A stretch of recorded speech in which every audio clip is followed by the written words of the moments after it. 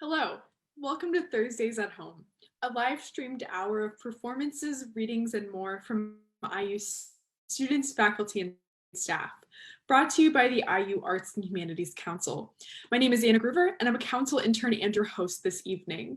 Singing and dancing and creating and writing and making music are always important, but they're even more important right now when we're all physically distant from each other. So we're glad you can join us to celebrate these artistic practices in many forms.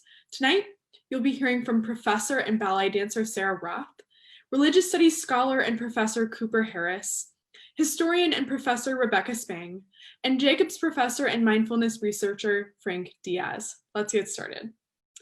Our first guest this evening is Sarah Roth. Sarah is an associate professor of music and ballet and co-chair of the Department of Ballet at the Indiana University Jacobs School of Music. She began her career as a member of the Boston Ballet Company and performed numerous roles in a variety of styles in halls all over the world, including Spain, England, South Korea, and Finland, and also performing with great acclaim at the Kennedy Center in Washington, D.C., and the Cook Theater, at Lincoln Center in New York City. Tonight, she will be sharing an accessible exploration of ballet body postures, movement, and exercises.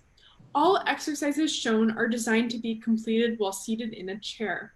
She also notes that music acts as our guide in ballet and serves as the guide to this fun new exploration of movement. Be prepared to participate and have some ballet fun. Welcome, Sarah. Thank you so much, Anna. Hello, everyone. Good to see you all.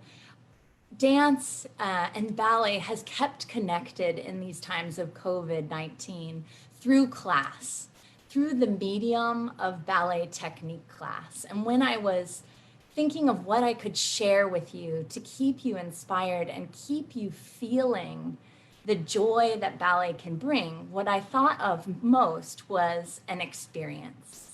And in ballet, when we think of ballet experience, a lot of times we get nervous. We have this feeling of inhibition, where we don't want to put ourselves on display for the world and make a mistake. Well, the power of Zoom has created an atmosphere where you really can dance like no one's watching. So I expect everyone at home to join in with me, stretch your arms, stretch your body, and feel what dancers go through as you taste a little bit of our different mantras of movement. Again, as Anna said, all while seated in a chair. We take ballet class for a variety of reasons. We take it to improve our technique. We take it to improve our artistry, but we also take it just because movement feels good. It's been raining all day here in Bloomington. Just take this opportunity and dance a little bit with me. Don't be scared, okay? So let's all start in our chair together. And what I invite everyone to do is sit at the edge of your chair with your body as lengthened through your spine as you can possibly feel. And our first exercise couldn't be easier. It's just an exploration of breathing. And in posture in ballet, it's very important. So we will practice building that good, wide, present ballet posture together. Don't be afraid. Let's launch into ballet class. Are you ready? Here we go. So sitting up nice and tall in your chair, we're first going to open your chest to the ceiling and take a deep breath in. And you're going to breathe out and you're going to let your spine curl and sit completely incorrectly. And then build your spine up again, chest open to the ceiling, wide across your chest, and curl down. One more time. This time, we're gonna open and yawn our arms up to a nice wide V, palms open. Bend to the left and back up. You can mirror me to center and bend to your right. And back up to center. Good, and now you're gonna hug yourself. Curl in and hug yourself side to side. We go one more time, because in ballet we repeat almost everything. Just for the fun of it, open your chest and curl down. Make the wrong posture. And build up from your belly all the way up through through your chest, nice and open, and curl down, down, down. Good, we're gonna stretch up, yawn your body, open to the ceiling, up. We're gonna go to the right this time, and back up to center. Good, and to the left, and back up to center. Good, and hug yourself down. Good, and we're gonna end sitting up nice and tall. Make a space for yourself and sit nice and tall. Good, that's your first ballet exercise. Next thing we tend to do in ballet is we move our legs, and we do something that's called a tandoo. Tandoo means to stretch. So you're gonna start with your legs bent in what would be a plie, meaning to bend, and you're gonna stretch your leg out in tandoo.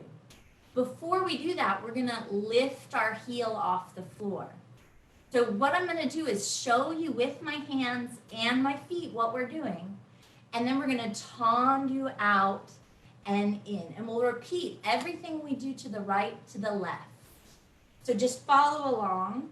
Here we go with our little Tandoo exercise. So we're going to start lifting our right heel up, heel down, heel up, heel down. Stretch Tandoo, pull in, stretch Tandoo, pull in. Left heel up, heel down, left heel up, heel down. Stretch Tandoo, pull in, stretch Tandoo. Pull in, lift your toes, put them down. Lift your toes and spread them, put them down. Stretch Tandoo, pull in, stretch Tandoo, pull in. Lift your toes up and spread them, put them down. Lift your toes, put them down. Stretch Tandoo, pull in, stretch Tandoo. Little bit of strength, we reach Tandoo. Lift it up and hold. Put it down on the floor and pull it in. Other side, the same. Reach out, lift it up, put it down, and pull it in. Good. Sitting up nice and tall. Make a space and sit up tall into that space. You feel your spine lengthen upward. Very good. How are you doing? Well, another thing we do in ballet is we use our arms in beautifully fluid ways. So you lead just like a wave. Your elbow leads, your wrist, and your fingers. So we're just going to work with that a little bit as we build our positions together. So a little bit of elbow, wrist, fingers. Here we go together. Sitting up tall, still sitting up tall. Right arm, elbow, wrist, fingers, trail down. Elbow, wrist, fingers, trail down. And we're gonna go a little faster, like a swan. Up and down, up and down, and up and down, and up and down. We go with the other arm. Elbow, wrist, fingers, down. Elbow, wrist, fingers, trail down, and we go faster. Up, down. Elbow leads your body, wrist and fingers. Elbow, wrist, fingers. Elbow, wrist, fingers. Let's go to the side. Elbow, wrist, fingers, trail down. Look at your hand. It's so beautiful. Look at your hand while it's working.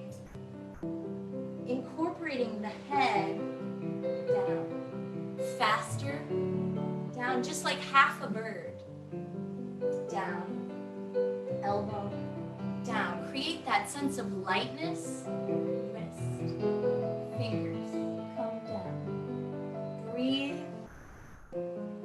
and down.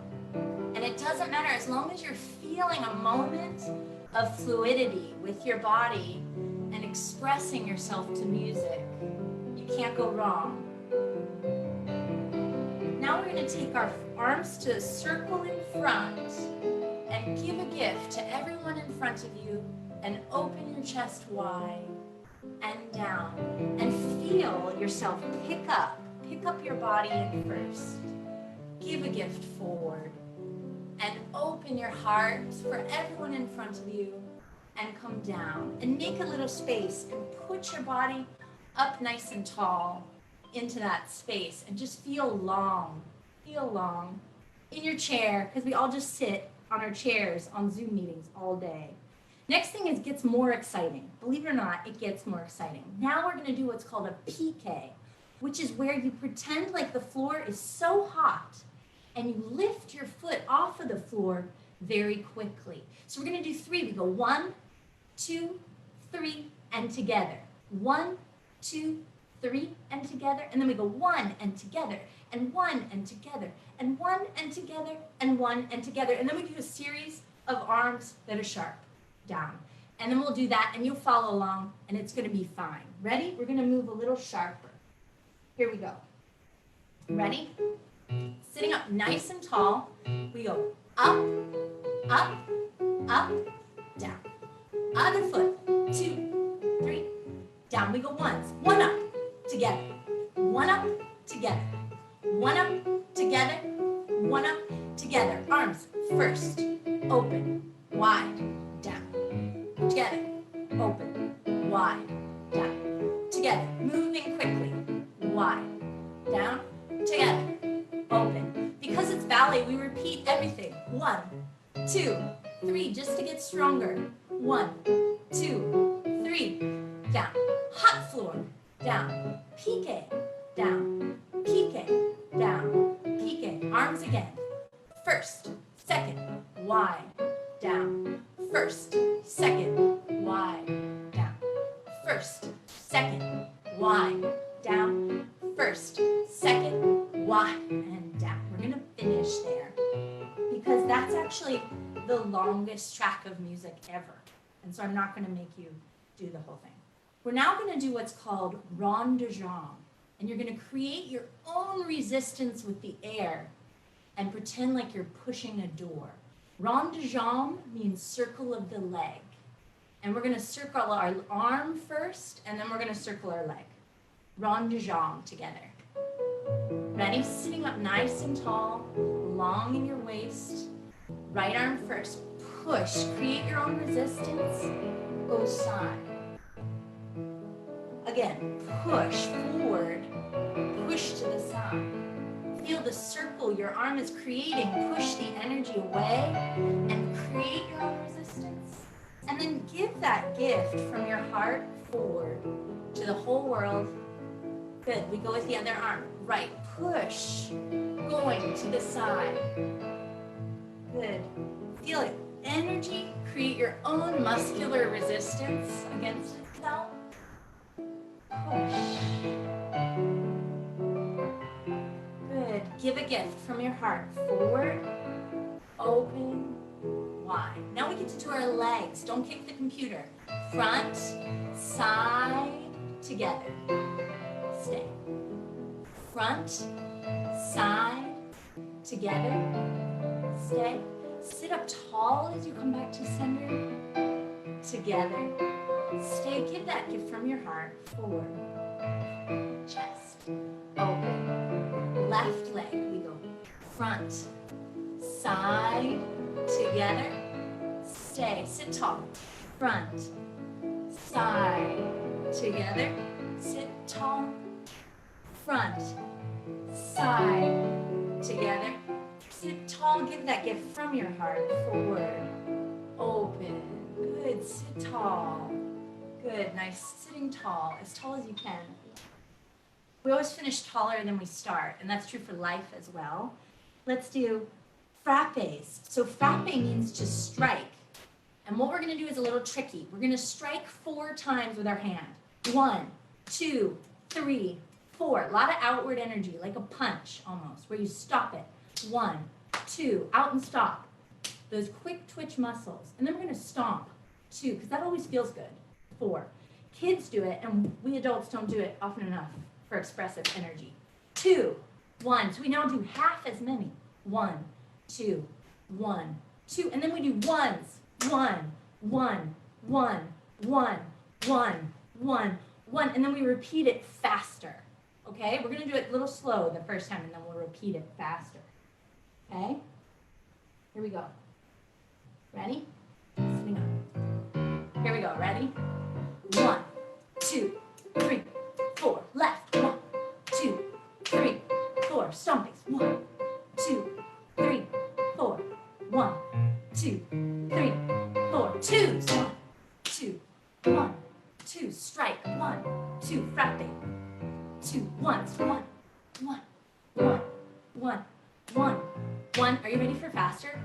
We go. 1, 2, 3, 4. Left. 1, 2, 3, 4. 1, 2, 3, 4. 1, 2. That's the same tempo, but it doesn't matter. 1, 2, 1, 2, 1, 2, 1, 2. Ones. 1, 1, 1. Let's do faster here. 1, 2, 1, 2, 1, 2, 2. Good. I did it the same way twice, but that's okay. Here we go. Next, we're gonna do a nice twisting exercise. So I want you to take your left hand and put it on your hip, and your right arm is gonna scoop the air in and out across your body.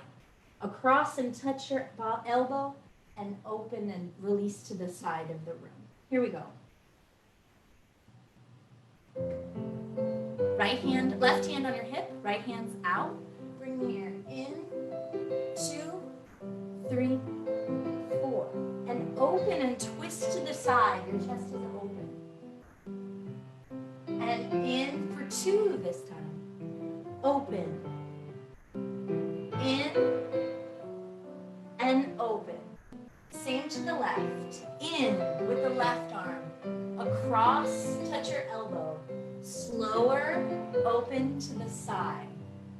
In faster, 2. Open, 2. In, 2. Open and hip. One more time. In, 2, 3, 4. Open, 2, 3, 4. 2 counts. 2 counts. 2 counts. 2. Last time. Put that hand on your hip. Other one. Scoop the world in. Across your body. Down. And open. Twist to the side. 2 counts. In. Twist. Open. Twist. In. Twist. Open. And finish taller than you started. Very good. Next thing we're going to do is we're going to cross our body. Cross hemispherics, always crossing one side of the body for body coordination. It takes so much coordination to dance ballet, and to work on things like memory and coordination are so important. We're going to take our right hand and cross it to the left side of our face, and then across. We're going to do the same thing with our shoulders in varying timings. So just watch me. Elbows, the same. And we're going to cross and we're going to give a little massage to the outside of our legs as well. So we'll go in the order of head, shoulders, elbows, outside of leg. Here we go together. Ready? Cross the body slowly.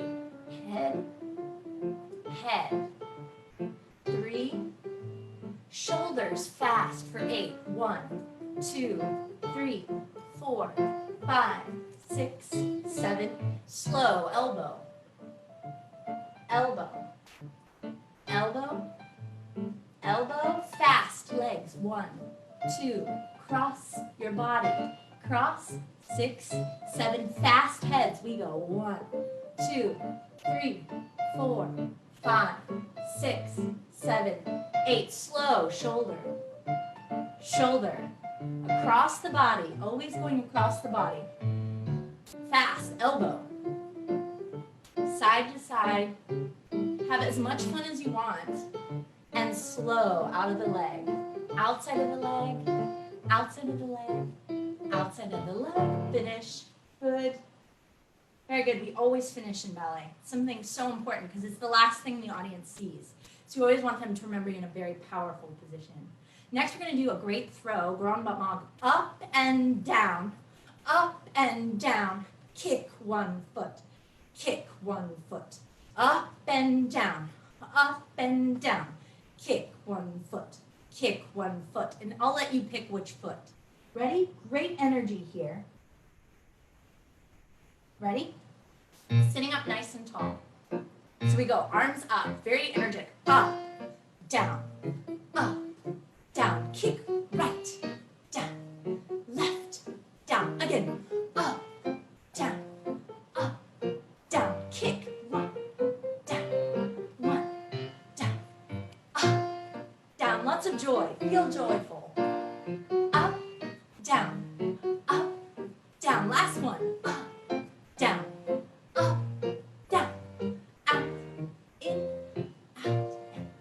Good. So the last thing I wanted to do with you tonight was I choreographed you a dance to perform because you've taken ballet class, so why not? And this is to the Violente fairy music from Sleeping Beauty, which was composed by, does anyone know? Tchaikovsky. Tchaikovsky composed Sleeping Beauty. So what we're gonna do is we're gonna dance a little bit energetically because this is the fairy that gives the gift of vivacity to Princess Aurora. So we start and we take our arms down, up, down, up, down, up, down, up, hips. Exciting start. Then we're gonna do a little sequence that we're gonna repeat, and I'll be here for you. I'm not going anywhere. So don't worry, if you make a mistake, it's perfect. So we go energy out, energy down, energy out, energy down, energy out, energy down, energy out, energy down. Faster, out, out, up, out, out, both up and down. Again, sing. Da-da, dum-ba-da, da-ba-dee, da-ba-dee, ba-ba-dee, ba-da-ba-dee, ba-da-ba-dee, ba-da-ba-dee. Right? Twice the same. We then go bum bum beat it dum bum bum bum. So you're stomping. Bum bum bum bum. At the end of 2 sets, you get to go kick down, kick down, kick down, kick. As much like angry, violent energy as you have in those kicks. Then we repeat the beginning. Fast and down, fast and down, fast and down, fast and down, and then quicker version. Da, da, da, da, da, 2 arms down. And then we just finish with a series of outs and ins, getting higher all the time until we finish. Are you guys ready? I'll bet you are. And this is our last thing together tonight. And then you get to all hydrate while you watch everyone else speak about beautiful things and learn as much as you possibly can. So here we go. Together, your Sleeping Beauty Violente fairy variation. Are you ready? Here it is. Up, down, down, up, down, up, hips. Ready? Leg, leg, down, arm, down, fast, down, fast, down, fast, down, fast, down, fast, down, fast, down, fast, down, leg, down, arm, down, faster, leg, arm, leg, both arms, and wide, little steps, 1, 4 kicks, aggressive, kicks, 3, 4, beginning again, right, down, left, down, right arm, left arm, right, left, open, getting higher, up, down. Good, very, very good, everyone. Give yourselves a little pat on the back for doing a little physical exploration at the end of a no doubt long, hard Thursday. Thank you all so much for joining me. I'm so glad to see you. Please share beautiful ballet energy with each other and try and keep each other motivated to stay moving in this time at home. Thank you. Thanks for sharing those exercises with us, Sarah. I feel so rejuvenated and uplifted. Good. Bye. If you're just tuning in, this is Thursdays at Home.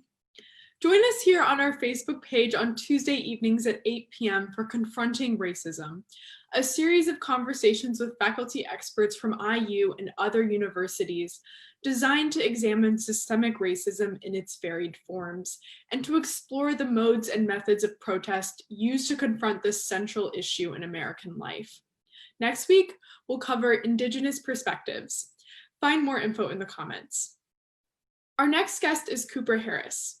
Cooper is an associate professor in the Department of Religious Studies at Indiana University, where his teaching and research focus on American religion, literature, and culture. His first book, Ralph Ellison's Invisible Theology, was published by NYU Press in 2017, and he's a founding editor of the new biannual journal, American Religion, whose third issue will be published by IU Press this fall. His presentation tonight draws on work in progress for a new book titled Muhammad Ali and the Irony of American Religion, tracing Ali's relationship with US exceptionalism.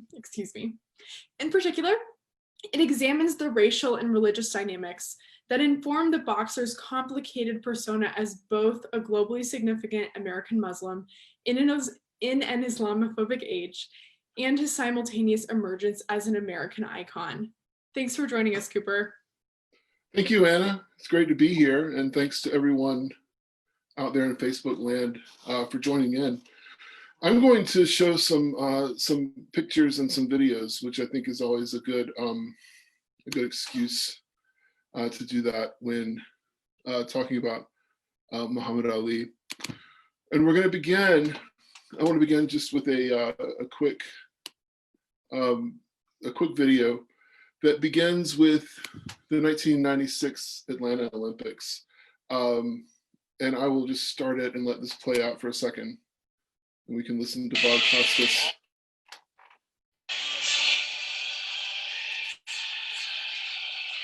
Do you recognize her? Janet Evans. Look who gets it next. The greatest.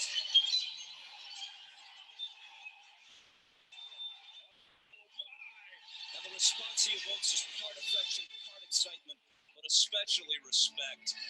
What a moment. Muhammad Ali, of course, an Olympian, as young Cassius Clay, gold medal boxer, 1960, the Games of Rome. To become arguably the most famous person on this earth. Okay, so I want to come back to this point for a second and let me uncover this. Because here we have sort of Muhammad Ali and his sort of transcendent great Americanness. 1996 Olympics, he's there, he's been called in, he is the torchlighter, he is the greatest American athlete, which I think is often one of the ways that we remember him. But it's telling too that this was actually a long journey, and a long journey from a time when he was in fact reviled by a number of people, not everybody, but his relationship with America has been what was quite a complicated one.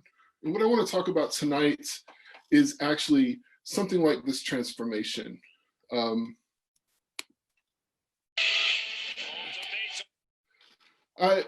to talk about this transformation, I want to begin with a couple of quotations that play off of one another. The first one is Cassius Clay, who soon would become Muhammad Ali, announcing that he had converted to Islam in February 1964. This is the day after he won the World Heavyweight Championship. And he said to a room of reporters, "I am America. I am the part you won't recognize, but get used to me, black, confident, cocky. My name, not yours. My religion, not yours. My goals, my own. Get used to me." And so this phrase, "I am America," that Ali uses defiantly, gets picked up again really more than half a century later, when Ali died in June of 2016. President Barack Obama eulogized Ali in this way. "I am America," he once declared. "That's the Ali I came to know as I came of age, a man who fought for what is right, a man who fought for us. He stood with King and Mandela. He stood up when it was hard, spoke out when others wouldn't. His fight outside the ring would cost him his title and his public standing. It would earn him enemies on the right and left, make him reviled and nearly send him to jail. But Ali stood his ground, and his victory helped us get used to the America we recognize today." So I think this is really fascinating and telling that this one statement made in 1964 can be resurrected 52 years later. "I am America," Ali speaks as an act of defiance. It's a statement of defiance. And yet I Am America in 2016, cited by a sitting US president, affirms Ali's centrality to the America we recognize today. And what I want to think about tonight is how we get from 1964 to 2016. How does the boxer who takes exception to America become an exceptional American near the end of his life? Also, because I work in religious studies, I want to think about how Ali's Muslim identity changes over time, especially as it relates to this idea of America. And I want to imagine ways that we can account for the full complication of this man who contains multitudes. How can we account for all of the ways that Ali surprises us, the ways that he subverts our expectations? And so to do this, I find it's often helpful to get out of the world of thinking abstractly and to just find a thing, something we can hold on to. And so for this talk, I want the thing that we're going to talk about to be Muhammad Ali's gold medal. Here you see him in the 1960 Rome Olympics. He medaled in boxing. And this becomes a way for us to think about the various changes in Ali's life. So I'm going to kind of dive in at 2 or 3 points in Ali's life and career and consider what's going on with the medal and how that helps us to understand his complicated story. And we begin in 1960. This is Ali, who was born in 1942 in Louisville, sort of came of age in the post-war era, post-war America. He goes to Rome. He fights in the Olympics. We might say that he fights for his country in the Olympics. He is, by all reports, sort of the mayor of the Olympic Village. He goes around, he makes friends and connections. He sort of talks to everyone. He becomes sort of he understands himself as an American ambassador in a way. And so the medal becomes this kind of validation. It is a way that he sort of imagines himself to be or to become integrated into a kind of larger American society. And of course, this is 1960. This is the height of struggles over questions of integration and Americanness and citizenship that really are still going on, but the sort of height of this moment.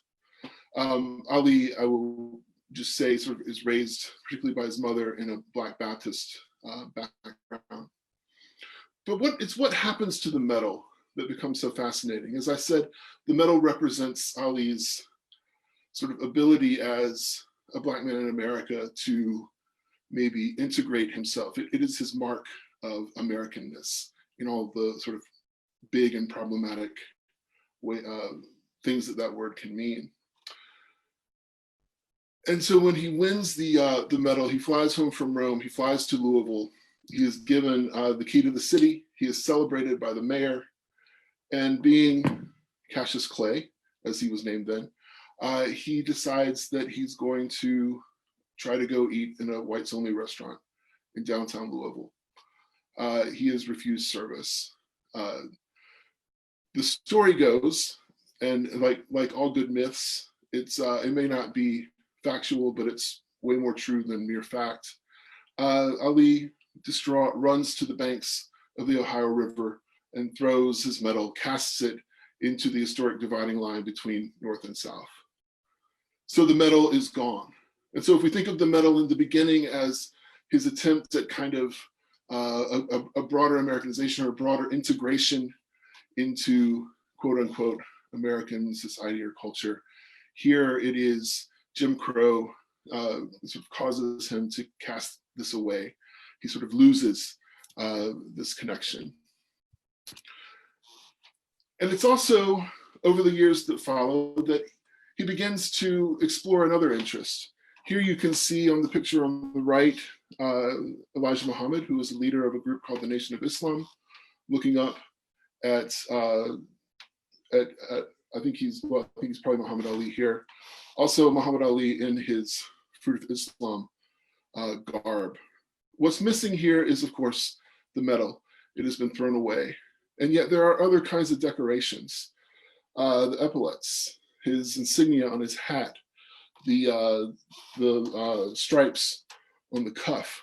Here he has sort of found a place. He befriended Malcolm X, who sort of groomed him and oversaw him for conversion. And it's important to recognize that Ali's conversion to Islam took place in a group known as the Nation of Islam.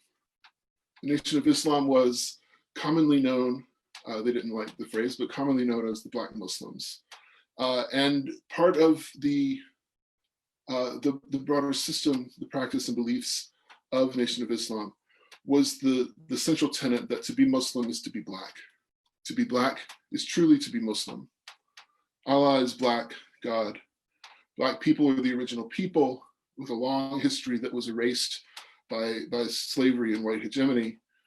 I believe in Black nationalism, Black institutions and communities.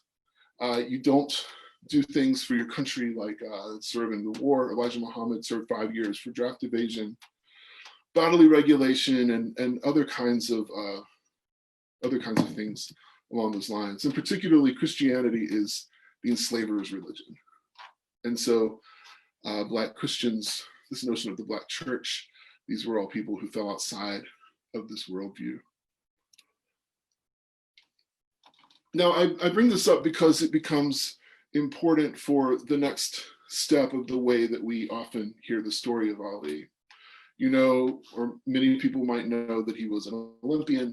We also know that he burst on the scene as a professional boxer. He was brash, he was loud, he was a Louisville lip, he was proud, he was cocky, he was arrogant, he was unapologetically Black. And it's through this that he begins to sort of generate controversy. It's through this also that we can see how this moment, this controversy, this transformation is fostered by, fostered religiously by the Nation of Islam. And it also becomes important that at this moment in mid-century, when probably his most famous act, his refusal of military service, comes to light. In '66, he receives notice of his draft status. He refuses to be drafted the next year, claiming his consciousness as a Muslim minister and his own personal convictions that he cannot do it. He's subsequently tried, found guilty of draft evasion. He's stripped of his titles. He enters into professional exile, economic ruin, vehement opposition. And this lasts for about 3 years until 1970, when the Supreme Court overturns his conviction on a technicality. And it's during this time also that I want you to hear just a little bit of the rhetoric that's going on here. And to think about this idea of sort of Blackness as the real truth, and the way that he's interacting with these young college students who are really not much younger than he is. I'm saying you're talking about me about some draft, and all of you white boys are breaking your neck to get to Switzerland and Canada and London. I'm not going to help nobody get something my Negroes don't have. If I'm going to die, I'll die now, right here fighting you. If I'm going to die, you my enemy. My enemy is the white people, not Vietnamese or Chinese or Japanese. You my opposer when I want freedom. You my opposer when I want justice. You my opposer when I want equality. You won't even stand up for me in America for my religious beliefs, and you want me to go somewhere and fight, but you won't even stand up for me here at home. So this becomes, I think, a very important expression that's informed by his conversion to Islam, and particularly his status as a Black Muslim. He feels a kind of fealty to what we call Black people, or people who are non-white, globally, in a way that he does not feel to, especially the American military project that's taking place through the war in Vietnam, this notion of sort of expanding a kind of coloniality, or the idea of expanding, what would we say, a kind of American virtue, or democracy, or all of these other sort of words that go for it. And so he's drawing into question. He's drawing into question these virtues. And so what I want you to imagine now is, so we've seen Ali. You could take someone from that press conference and transport them ahead almost 20 years, from '67 to 1996. And here we see Ali. In the last scene, of course, there was no medal Symbolically, it's gone. Physically, literally, it's gone.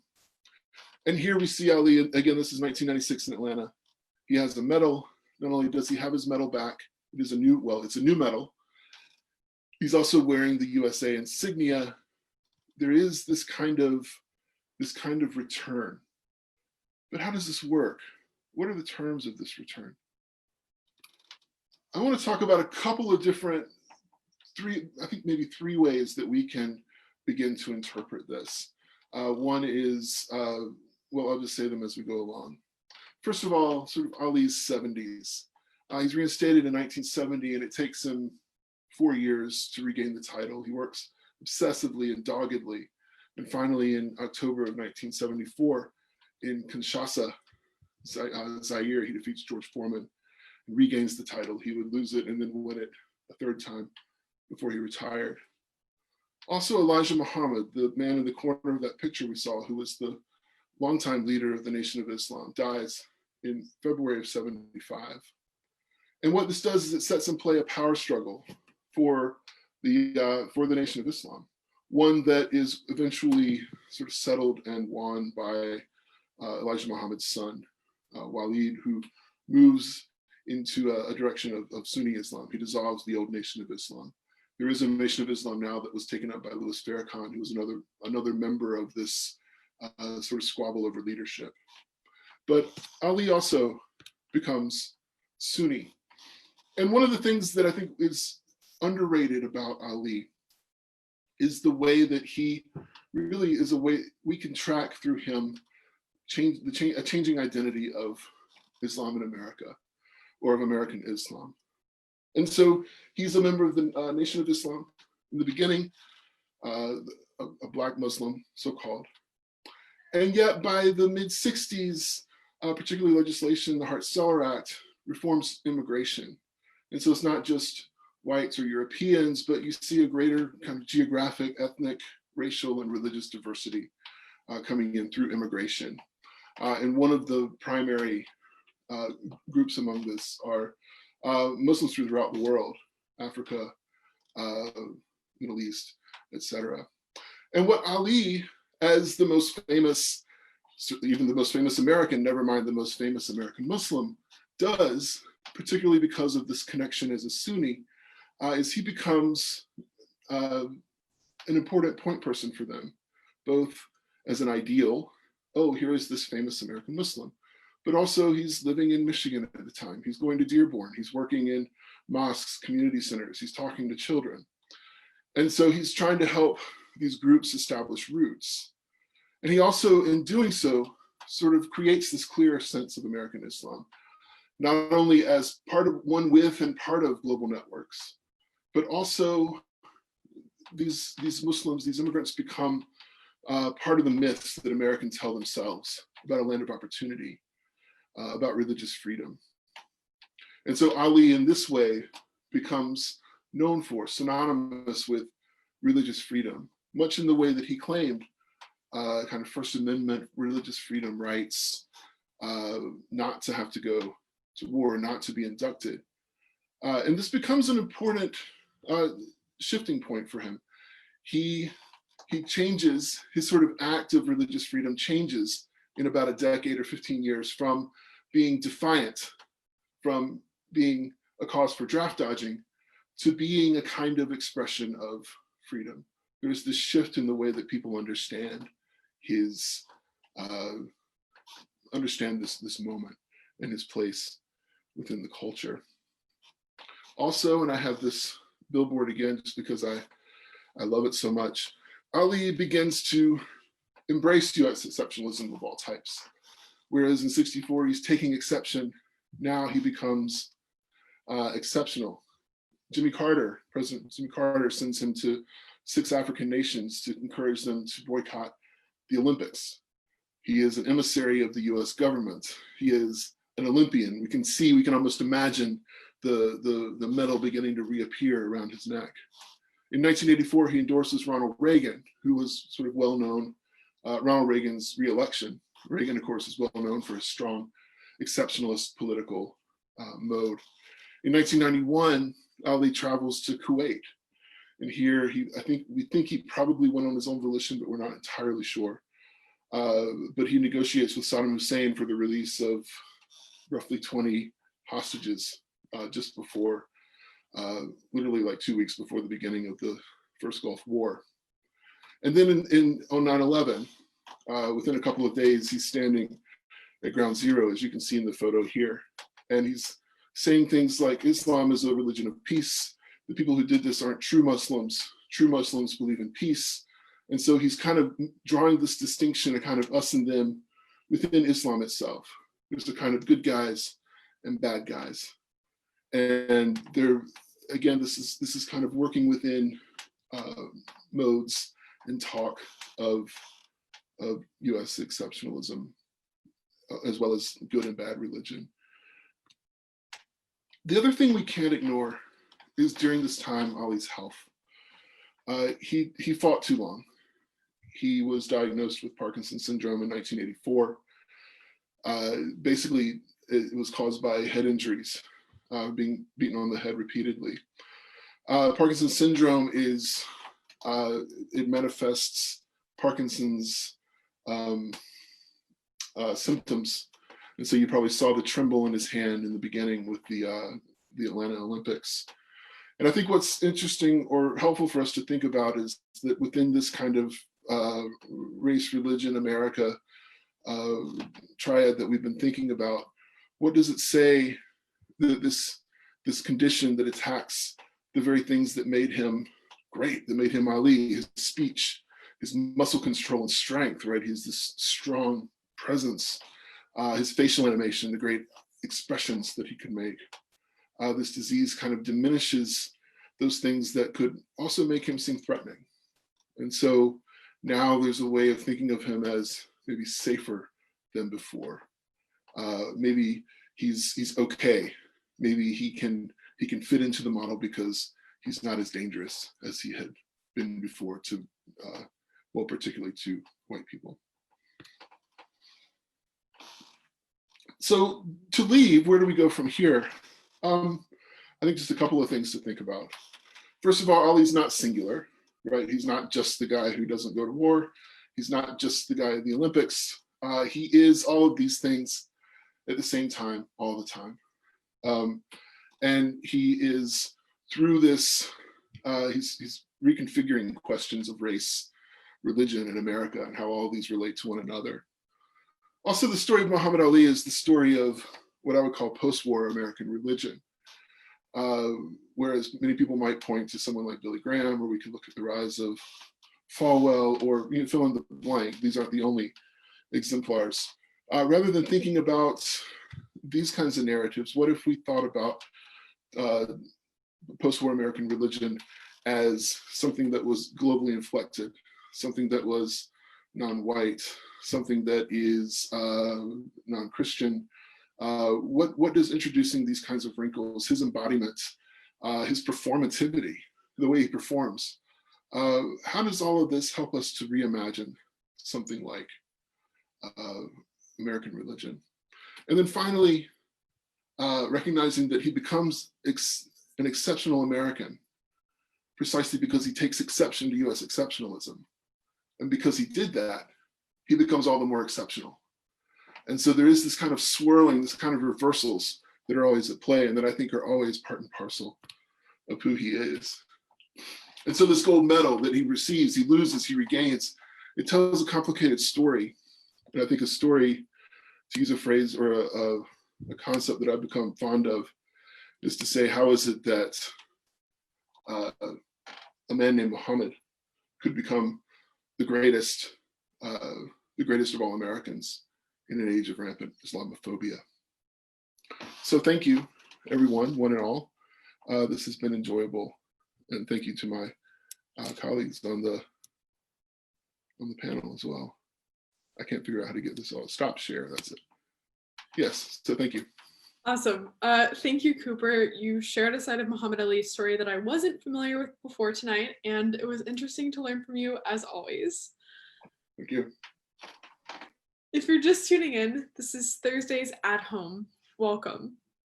Our next guest this evening is Rebecca Spang. Rebecca is a professor of history in Indiana University's College of Arts and Sciences, where she also directs the Liberal Arts and Management program and the Center for 18th Century Studies. A specialist in French history and the history of money, she has authored 2 award-winning books, Stuff and Money in the Time of the French Revolution and the subject of tonight's presentation, The Invention of the Restaurant, Paris and Modern Gastronomic Culture, which won the Thomas J. Wilson Prize for Best First Book and the Gottschalk Prize for Best Book in 18th Century Studies. Welcome, Rebecca. Hi. Hello, everybody. My favorite part of Zoom is the waving, so I'm going to wave at you now and at the end. It is indeed very good to see all of you out there in, as Cooper so wonderfully said, Facebook land. This is a very strange format, but I do really enjoy talking about restaurants. And I'm so glad that a colleague from Ballet started this evening, because I didn't realize just how hunched I've been. And I'm going to watch that sort of at least twice a day, I think, until pandemic lockdown is over, and at least move my arms more than I think I have been doing. So what I hope to do, let's see if I can manage to share my slides. Is that, okay, let's see if this works. All right, so I think you should be seeing a slide that has my name and a photo of UCL, University College London. I came to IU over 10 years ago after having been at UCL, and it was a little bit of a transition coming from London to Bloomington, but it was also a homecoming because my mother, who you see here, was an Indiana native and an IU alumna. So I've had a long connection with Indiana, and it's really nice to be here now. So as Anna said, I'm going to talk this evening about my first book, The Invention of the Restaurant, which first was published 20 years ago and recently came out in a new edition. And I'm going to talk about how I did the research for that book, what I found, and maybe a little bit about how restaurants have changed over the course of the past, well, 220 years. So often if I'm on an airplane, as I used to be sometimes, and people found out I was a historian, they would say, oh, I don't like history. It's too much memorization. And I think people often imagine that historians just know things about the past. So I want to reassure you that we look things up all the time. We Google, we even read things on Wikipedia. And what we do, which maybe people who aren't historians don't so often do, is we ask, is that true? How does that fit with other things I know? And sometimes when you're doing that, when you're starting from something you think you know, and then trying to figure out how it fits with other things, you can end up learning something very, very surprising. And so it was when I set out to study restaurants. Now, of course, just to ask the question, why are there restaurants? When were they invented? Means stepping away from the attitude that many people have that, oh, the world is just like that. Right? Things just are the way they are, and there's no point asking questions. There's nothing we can do about it.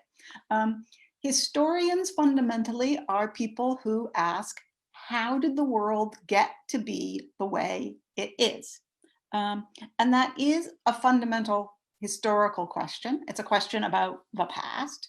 But of course, it's a question shaped by how the world is at any given point in time, because we're asking, how did the world get to be this way? So right now, with the pandemic, I think people are asking questions about public health. People are asking questions about the history of the environment. And of course, people are at the same time asking questions about the history of segregation in the United States, labor practices, racism, all the things that mean the pandemic is hurting some people much more than it's hurting others. So the historians source materials, the historian's data, the historian's evidence, like in fact, the film clips that we just saw, those are from the past, but the historian's question inevitably comes from the present. So when my restaurant book was first published 20 years ago, it was in fact describing something that people assumed didn't have to be invented because, of course, hadn't there always been restaurants? As somebody said to me, weren't people always hungry?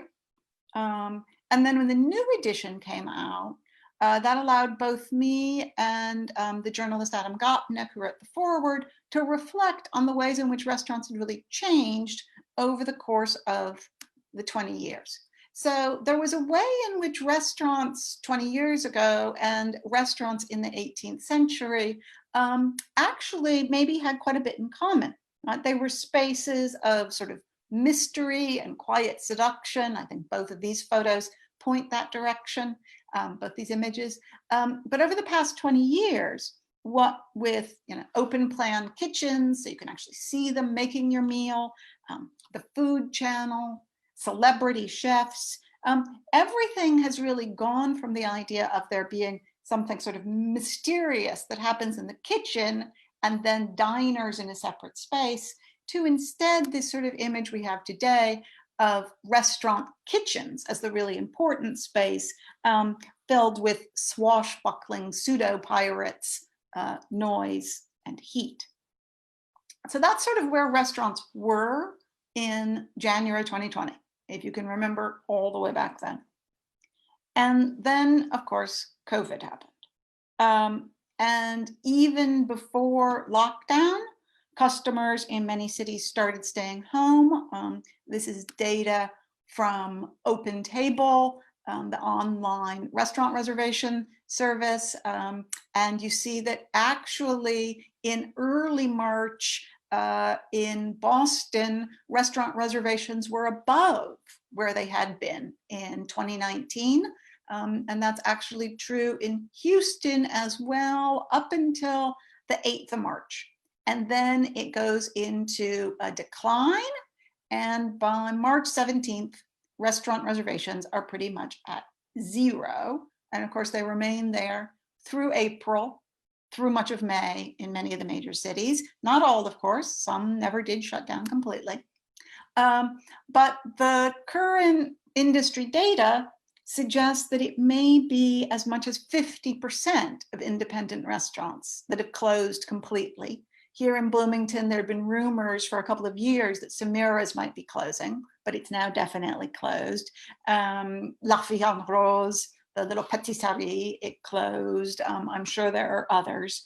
And even many of the big chains have announced that they're closing dozens or even hundreds of outlets, Steak and Shake, Starbucks, Dunkin' Donuts.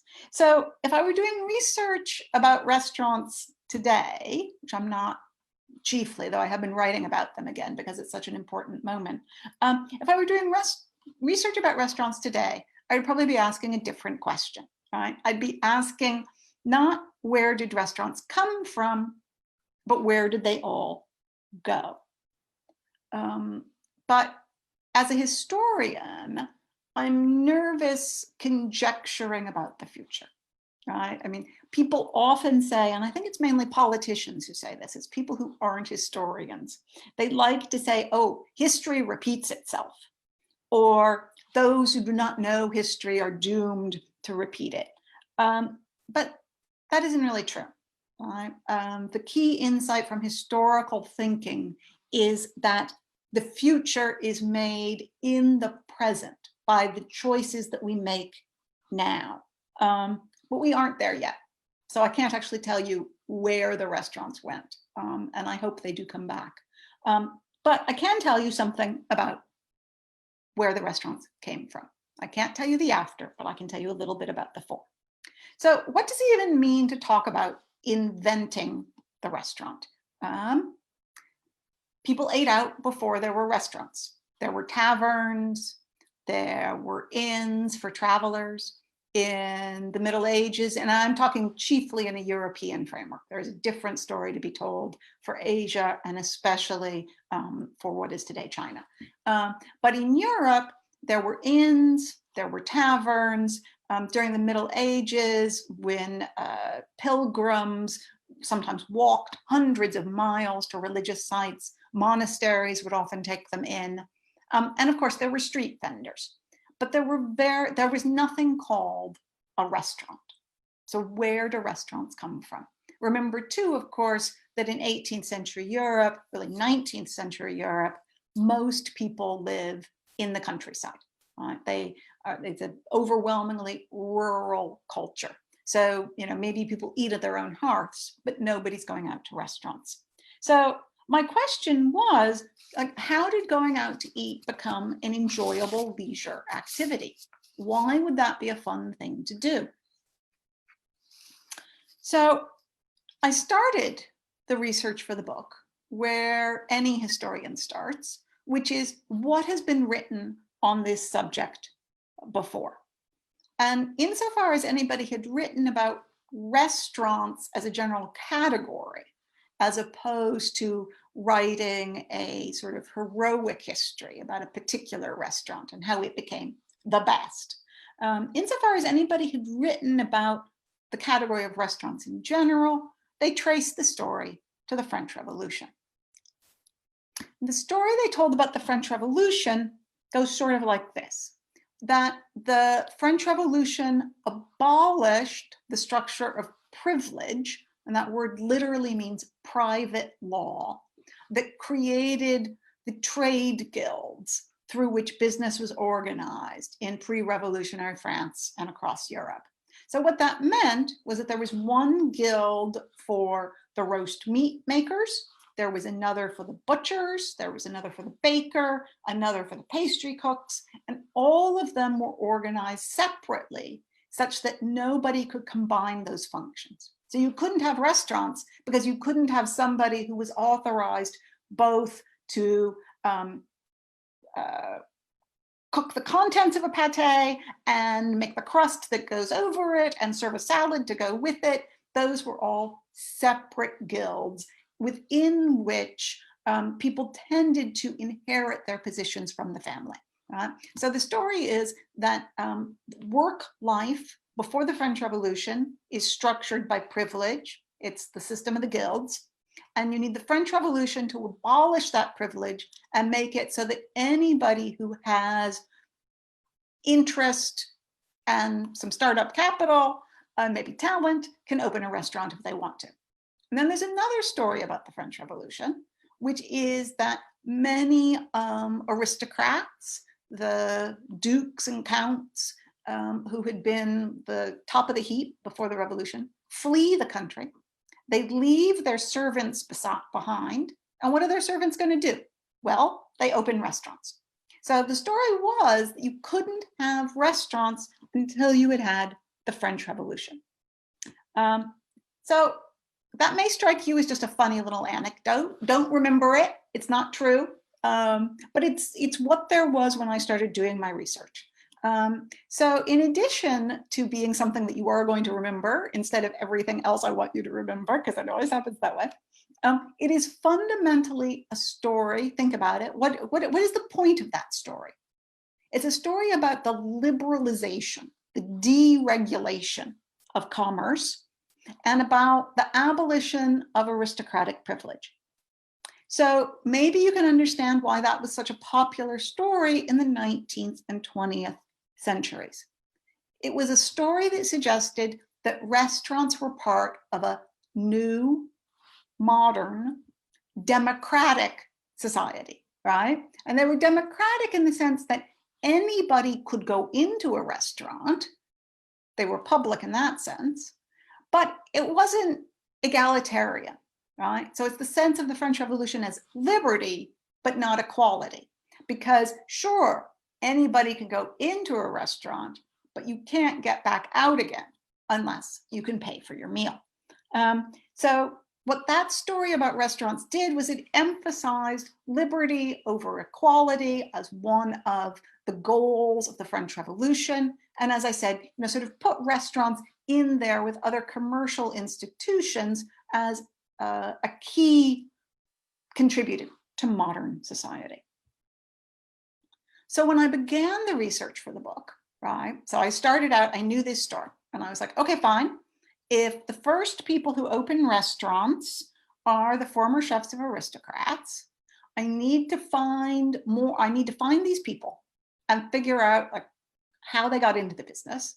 And I also need to know about people who were running inns or taverns or who were pastry cooks or caterers before the French Revolution and see if they opened restaurants.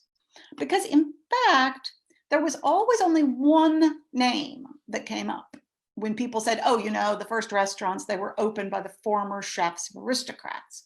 And that name was Antoine Bovillier, a former chef of an aristocratic household who was very well known because he published a quite lavish 2-volume cookbook in 1814. So you see the title pages of volume 1 and volume 2 here, L'art du cuisinier, right? So the cook's art.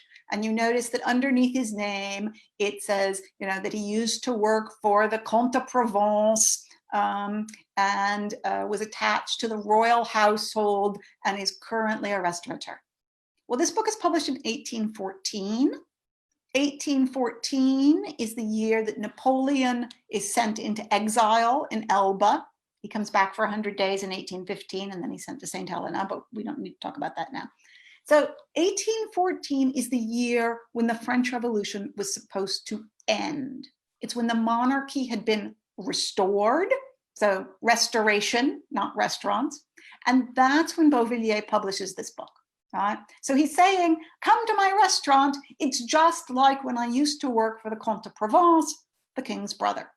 But that's a story that's being told after the revolution, not during it. So there was just this one case, and I thought, all right, well, I need to find out who else was running restaurants. So I tried to find out about the people who were in the food trades before the French Revolution and what happened to them. And to find out about pastry cooks and caterers and cafe owners, I went to the National Archives in Paris. So this smaller room, this is the beautiful 19th century room built inside a 17th century building where I would have done my research if I were 15 or 20 years older. But by the time I got to the National Archives, they had built a brand new building and nobody ever got to go in that room anymore. And so with the idea that, the National Archives are open to all, they have nothing to hide, the whole building is glass, it's steel to show how different it is from the musty old stuff that's in it.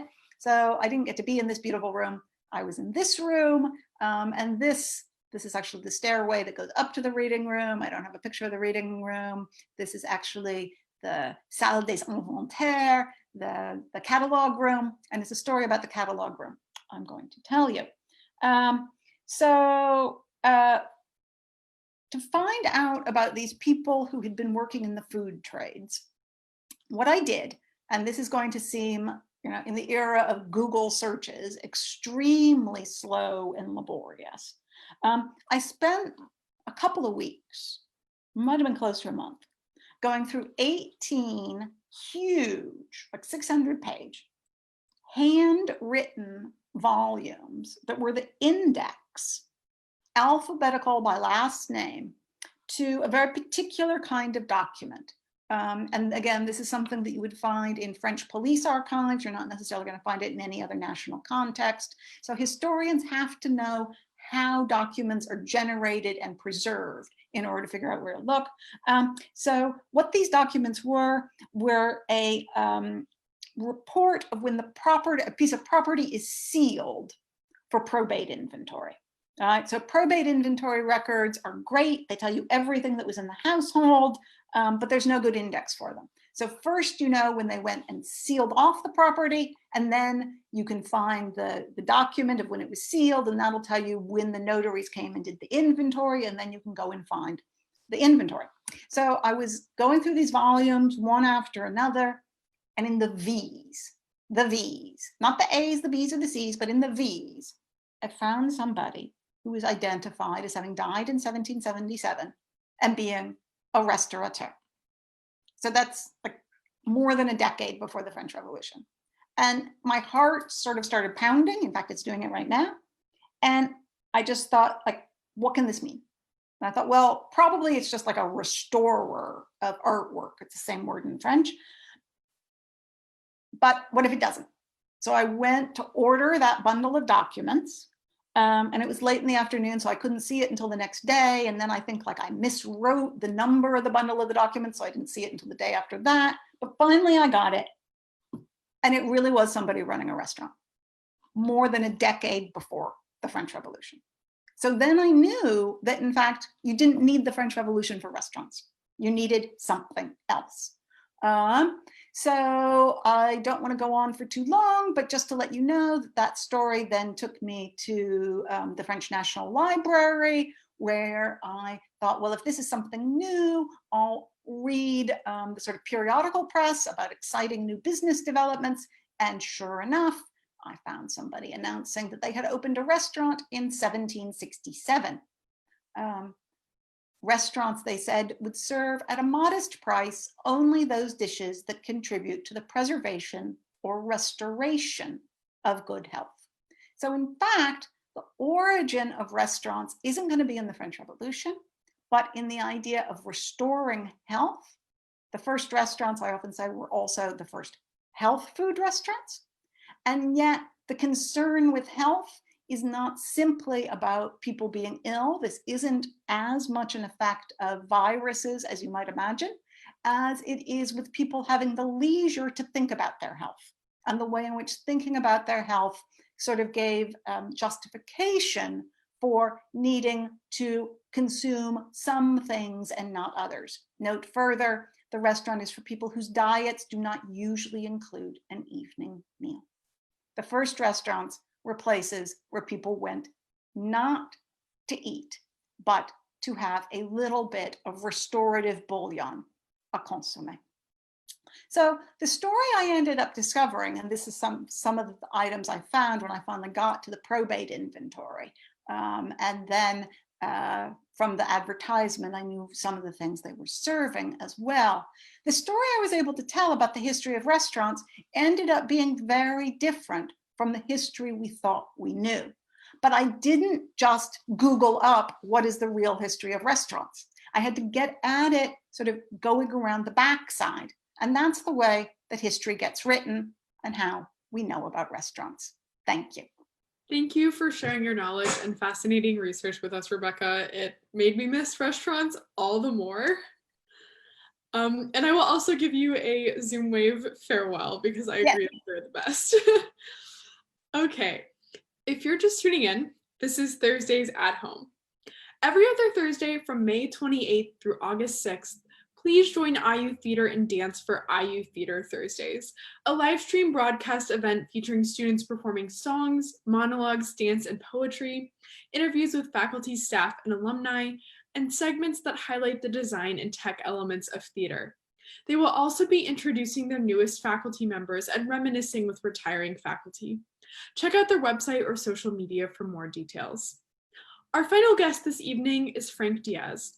Frank is an associate professor at the Indiana University Jacobs School of Music, co-director of the Music and Mind Lab, and an affiliate member of the Cognitive Science Department at IU. He is also director of the Institute for Mindfulness-Based Wellness and Pedagogy, an organization dedicated to educating teachers, artists, and the general public on the effective use of mindfulness-based practices within work and life. Tonight, he will speak about rising mental health concerns among students and faculty during the pandemic, and what steps he's taken as a scholar and teacher of mindfulness and other contemplative practices to address this issue. He will also talk about what we might do to prepare for ongoing concerns this fall. Thanks for joining us, Frank. Thank you. I was just saying thank you so much for introducing me, and I'm excited to be here tonight and presenting with my colleagues at IU. So much interesting information. I'm glad you've tuned in. We're going to talk. Again, I'm Frank Diaz. I am a professor at the Jacobs School of Music and the Music Education Department. We're going to be talking tonight. I'm going to be talking tonight about mental health and mindfulness during the pandemic. And I have a beautiful, hopefully you can see that on your screen, just a beautiful start to the presentation here with these pre-generated PowerPoint flowers.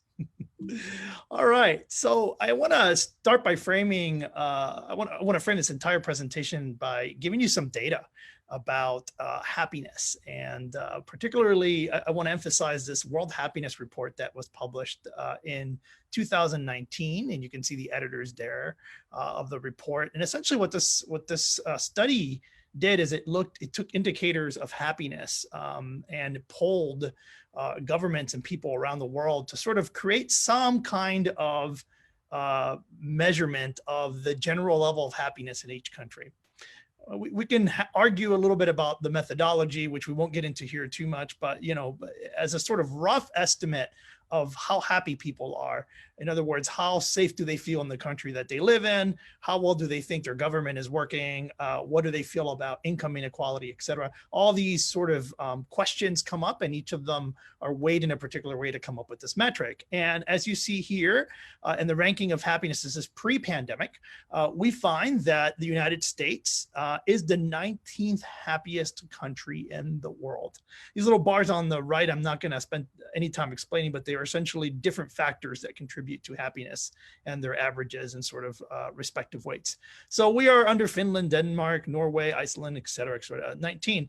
That might not seem terribly surprising based upon maybe other data that you've heard about happiness, but what is surprising is how far we have dropped. So going to this next slide, what you're going to see are essentially two sections of a figure within this study itself. And you'll notice here what these slides are showing you are changes in happiness. So you see number one is Benin, and what basically that indicates is that they have had the highest average change in happiness since this report was done between 2005, 2008, and 2016 and 2018.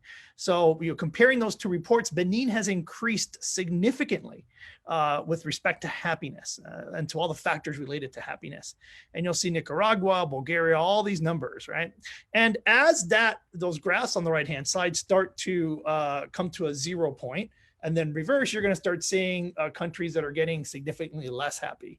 And if we go all the way down to 113th, I'm sorry, not 112th, you'll see that the United States has dropped. And I believe Tanzania at 125, I don't remember exactly how many more sections of the star, but I believe we're pretty near the bottom. We have reversed the general happiness of the country, at least according to this indicator, quite a bit since 2008 when this report was last done. So our country was unhappy already in 2018, again, for many of the reasons that I brought up before. And of course, many of us have probably heard anecdotally about some increases in depression and anxiety within just general society because of the pandemic. And just sort of highlighting three little articles here that are talking about some emerging data. We know, for example, that college students are now reporting more depression and more feeling more barriers to mental health care due to COVID-19.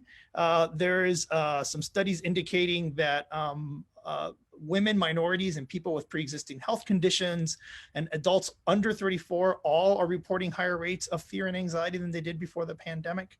So of course, this is affecting people who are already vulnerable. We are way above historical norms in terms of symptomology, of depression and anxiety symptomology. And of course, getting access to healthcare at this point is even more difficult. There's a rise in depression among just the general population. And there's a really interesting sort of Healthline, which is a company that is indexing mental health, has been sort of tracking this. And what we're seeing is basically a significant increase and a continuous increase in symptomology of anxiety and depression based on several metrics. So we're sad. The country is sad. We're anxious. We're depressed. I think a lot of us are probably experiencing some of those symptoms for many reasons. And of course, our faculty and staff, by extension, both anecdotally and probably tied to some of the data that you've seen, are probably reporting very similar symptomology. So I'm going to talk about my particular approach to this. And I want to frame this by saying in the beginning that, you can sort of look at depression and anxiety in lots of different ways, and there's lots of definitions of it. And something that we can talk about that is often missing from the equation is, how do we treat this, and what are the factors involved that we need to mediate in order to treat depression and anxiety? Well, at this point, most of us are familiar with therapy and pharmacological interventions. Of course, there are structural issues in society that need to be addressed. And so we can look at it a lot of different ways, but one way that has been particularly effective and that is showing promise is this practice of mindfulness, which has gained quite a bit of popularity. And I want to define it in a very easy way here so that we can move on and sort of see how these different components of mindfulness might affect well-being. So you've probably heard of this term mindfulness. You've probably heard of various definitions.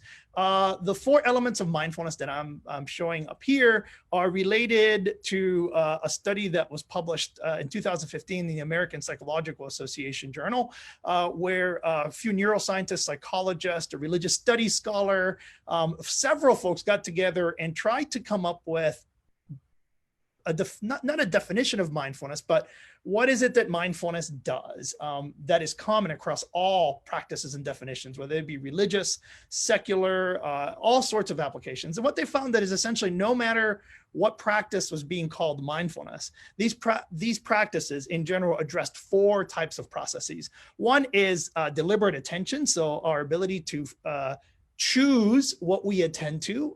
And we usually see this described as deliberate attention in the present moment is how we typically frame it with mindfulness.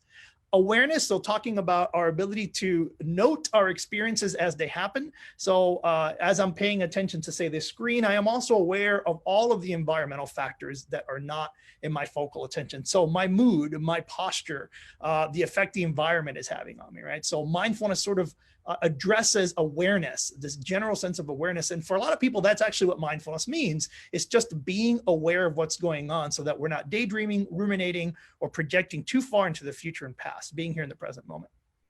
These other 2 are really important as well, especially when we talk about addressing symptomology of anxiety and depression.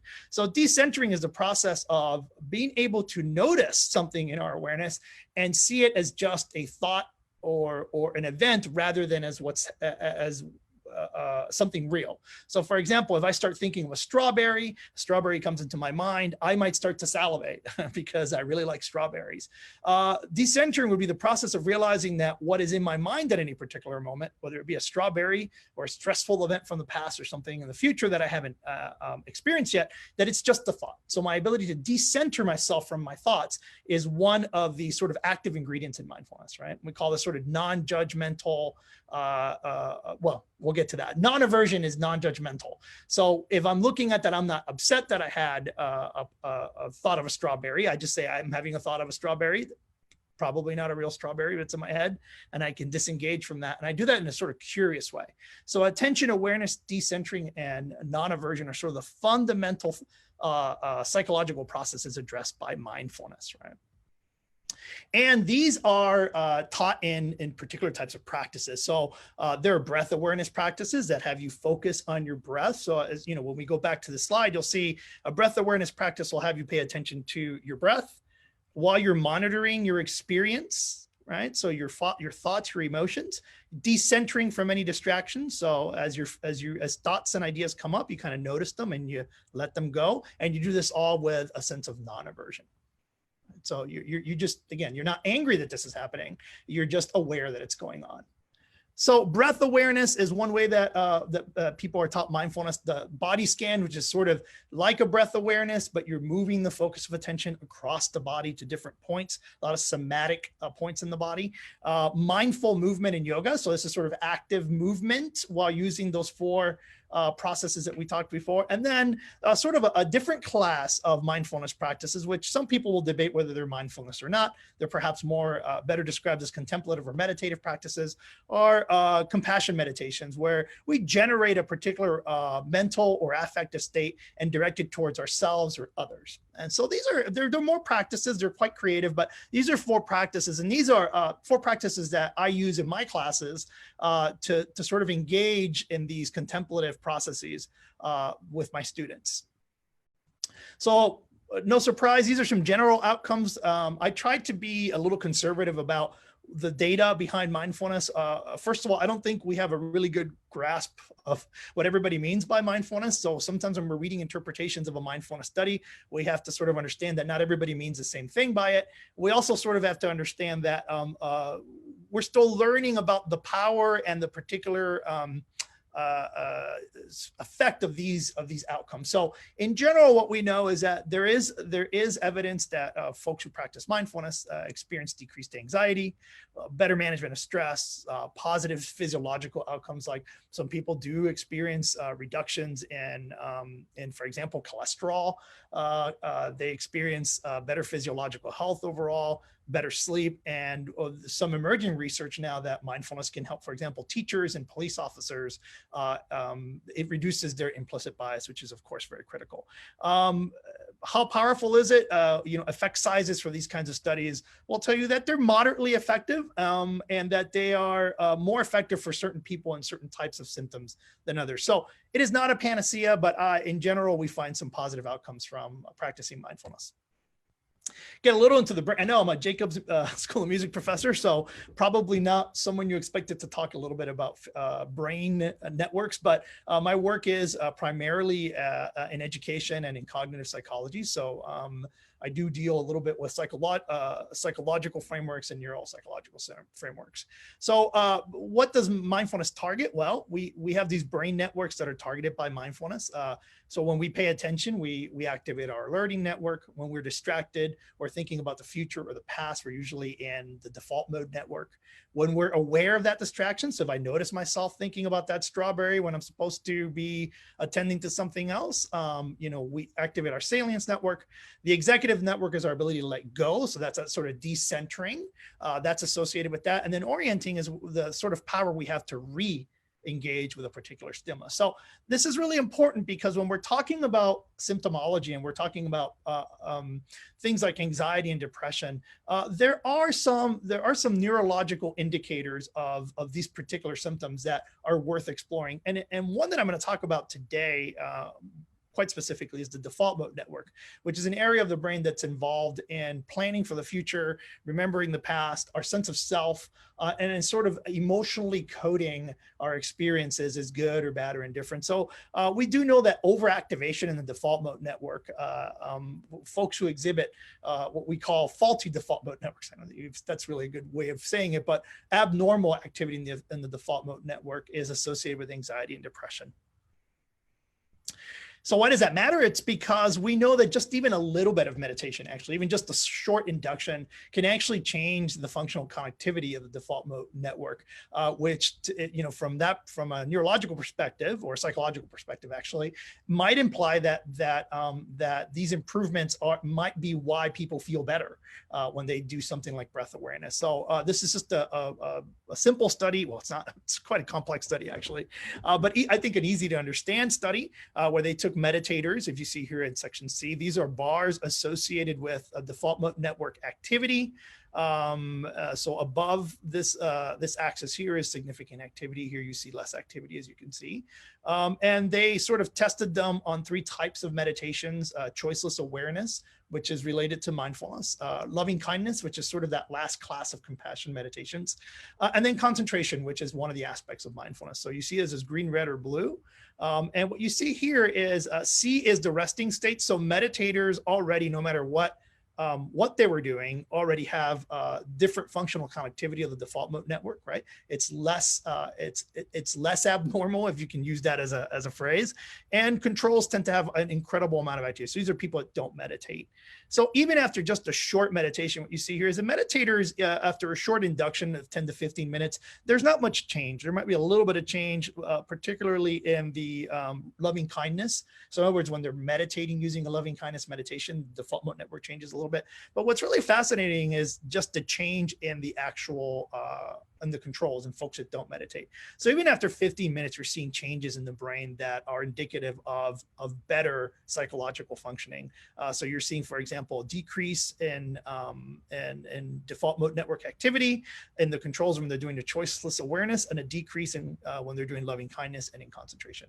So the takeaway here is for people who don't meditate, who don't do this often, even just a little bit might be effective in targeting some of the neurological processes that we find are important to the symptomology of anxiety and depression. So we talked about those body scans, and the body scans are a really interesting thing. We teach them in art classes as a sort of way for musicians to check in with their motivational state, to check in with their physical tension as musicians. Of course, having your mind and body connect in such a way that you're able to play your instrument or sing is really critical. And not being aware of the signals that your body are giving you at any given point can be really detrimental. So we do know, for example, that in this particular article, Farb and colleagues talked about all of the different ways that we can interocept. So our ability to detect our heartbeats, our ability to detect hunger, our ability to match our affective state with our behavior. There are all these sort of elements of being able to notice what is going on in our bodies and the signals that are coming in through our bodies, and using that as a way of sort of self-regulating, right? So that we can direct ourselves to doing the things we want to do. So just a few of them. I think it's just interesting to see. For example, they divide these interoceptive skills as, again, being able to notice your heartbeat, coherence, which is, do you agree, does your assessment of your subjective and physiological state, do those match? What do we habitually attend to, right, as a part of physiological, as a part of interoceptive skills, accuracy, sensibility, and regulation. So all these things are sort of skills associated with interoception. And what we find in general is that people who interocept, in other words, if those skills are strong, if you do those things pretty well, you have more regulation of your motivation, of your emotions. It's associated with a healthy sense of self, ability to interact with your environment in a particular way. So sort of we as artists, we can sort of interpret this as you're just more integrated, you're more connected. And we also know that there's some association with depression, with lack of interoception and depression, schizophrenia, and other disorders. We know mindfulness supports certain targets. So for example, body scans, which we use as a form of interoception, targets attention. We know it targets non-reactivity, insight, so personal insight to sort of our internal world, and even motor control. So there's quite a bit of benefits from participating in something like a body scan. And there's some evidence of it, right? So this is sort of the theoretical. Here's what might change, and we do know, for example, that just even after an 8-week body scan intervention, where you're doing this a couple times a week, that we see significant changes to abilities to accuracy scores on interoception, which again are related to well-being. Some other really interesting stuff. Of course, I work in the education school, so I am involved with training teachers to go out into K through 12 and college settings, and become, hopefully teachers with good ethics, and who are going to be pro-social, and who are going to, do no harm and promote well-being for their students.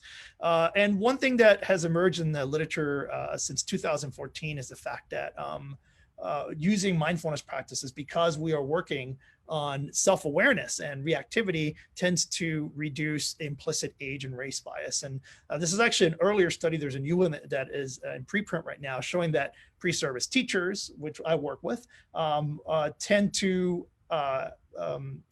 show less implicit bias based on particular measures for longer periods of time than people who just take a course on implicit bias. So mindfulness training tends to affect our perceptions of implicit bias and also our propensity to respond with implicit bias in certain situations.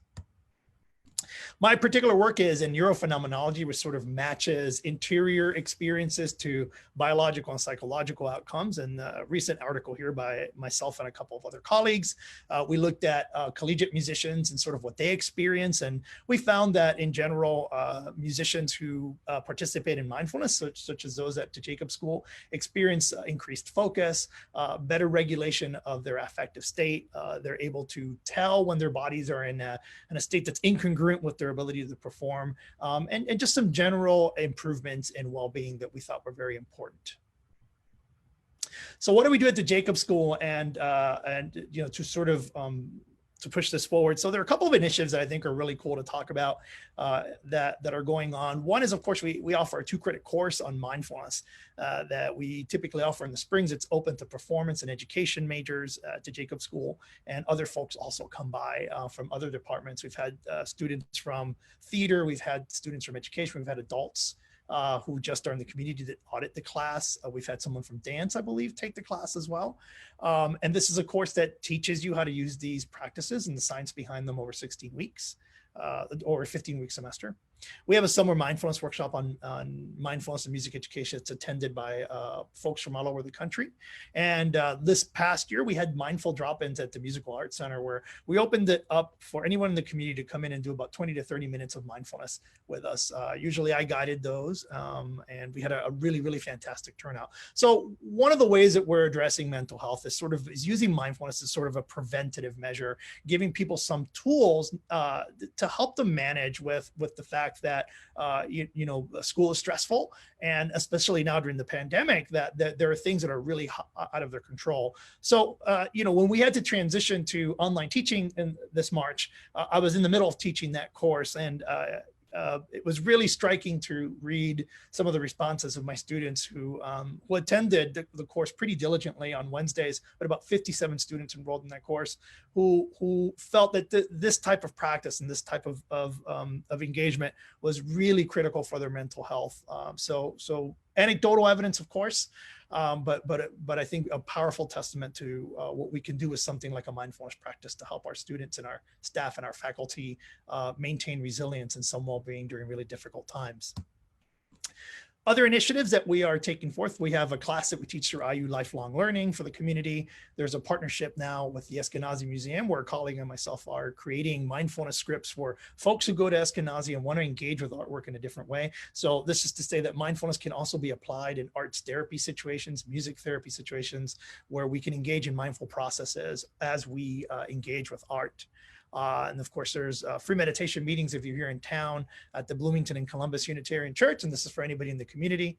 And of course, the Institute, which I run, the Mindfulness-Based Wellness and Pedagogy Institute, we try to train teachers and musicians and artists around the world to use these techniques in their own life and as professors and academics and scholars. So in the fall, here's some things that I will be doing in my courses that I think will be important and are based on feedback from students and some emerging research on what might be helpful. So in any of my classes, any student that takes it, we do incorporate optional mindfulness exercises. No one's ever forced to do it. If you're taking a class on research with me, you're not going to be forced to do a mindfulness exercise, but I do sort of offer people the opportunity to do those very short practices before we start class, and also engage in some practices during class that are reflective of mindfulness sort of activities like non-judgmental awareness, perspective taking, things like that. And so I'm going to be adding those very, very deliberately to my courses in the fall, probably starting a little earlier as students come into Zoom for my online courses to be able to engage in this kind of work. I'm also going to be doing something that was based on a lot of feedback from my students, which is to offer a drop-in each week where any of my students can come in and just hang out for 20 to 25 minutes, do a little bit of meditation practice if they want to, talk, share some music.